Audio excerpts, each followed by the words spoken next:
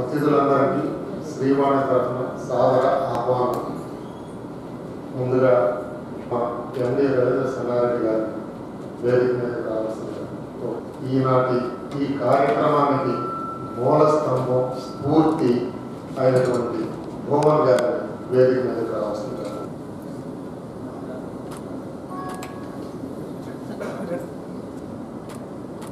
వేదికను అలంకరించిన పెద్దలు భూమన్ గారు, నేను నాకు ఒక 20 సంవత్సరాలు అన్నబాబు పరిచయం, కానీ ప్రతిసారి కలిసినప్పుడంతా కొత్త కొత్త విషయాలు నేర్చుకుంటుంటాము.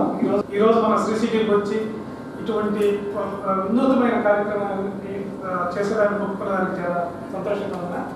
ఇటువంటి కార్యక్రమం ఇంతకుముందు మా బాలాజీ గారు చెప్పినట్టు ఏంటంటే, ఈ గ్రామీణ వాతావరణంలో కొన్ని అర్బన్ ఓరియంటెడ్ ప్రోగ్రామ్స్ తీసుకురావాలనే సంకల్పంతో శ్రీవాణి మొదలుపెట్టాము.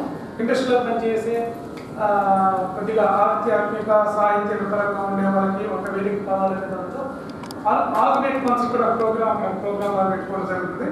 అదేవిధంగా మా శ్రీవాణిలో సరస్వతి గారే ఉన్నారు. సరస్వతి ప్రసాద్ గారు ఈరోజు రావడం కూడా చాలా శ్రీవాణి సరస్వతి అన్ని కలిసి వచ్చేస్తున్నాయి. అంటే ఇటువంటి విద్యుత్ కార్యక్రమాలు జరగడం మాకు చాలా, సరస్వతి గారు ముందే జరగడం కూడా చాలా అదృష్టంగా భావిస్తూ వచ్చిన వాళ్ళందరికీ మరొకసారి ధన్యవాదాలు తెలుపుకుంటూ, ఇటువంటి కార్యక్రమాల వల్ల ఇక్కడ శ్రీ సిటీలో మంచి మానసిక వాతావరణం కూడా కలుగుతుందని చెప్పేసి ఆశిస్తూ సెలవు తీసుకున్నాను. Thank you. మీ శ్రీవాణి ఇవాళ ఈ కార్యక్రమానికి ఒక ప్రయోగశాల లాంటిది. ఇది మొదటి ప్రయోగం. నేను కూడా ఊహించలేదు. అన్నమయ్యలో సామాజిక దృక్పథం అని మాట్లాడతానంటే బాలాజీ దీన్ని ఇట్లా చేస్తే బాగుందని చెప్పి మార్పిడి చేశాడు. కాబట్టి కొన్ని కీర్తనలకు స్వరకల్పన లేదు. నాలో ఉండేటువంటి నా వ్యాసంలో ఉండే శంకరప్రసాద్ చెప్పినట్టుగా ఓన్లీ ఒక్క కీర్తనకు మాత్రమే రాగం. అన్నమయ్య ఆరో చెప్తున్నాడు. ఎందుకే అన్నీ కూడా పుట్టుకతో నీకు తెలియకుండానే ఏదో ఒక కులంలో పుట్టినావు. పుట్టినంత మాత్రాన ఒక కులానికి మరొక కులం అధికంగా, ఒక కులానికి మరొక కులం అధమంగా, ఏ కులం వాళ్ళమైనా మనం అందరం ఒకటే అనేటువంటి భావన ఈ కీర్తన. ఏ కులజుడేమనేటువంటి వాటిని ఇప్పుడు సరస్వతి ప్రసాద్ మనకు గానం చేస్తాడు. ఏ కులజుడైననేమి ఎవడైననేమి, ఏ కులజుడైననేమి ఎవడైననేమి, ఆకడ నాదడి హరిని విన్నవాడు, ఆకడ నాదడి హరిని విన్నవాడు, ఏ కులజుడైననేమి ఎవడైననేమి.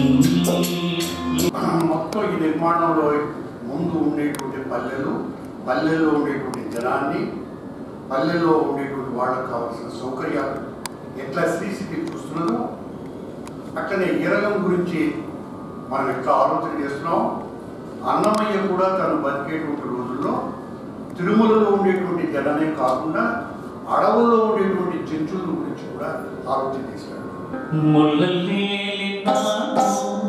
తన్వి ముడుచుకు మనవి జల్పుకు పోతావి చెంచుదానవి,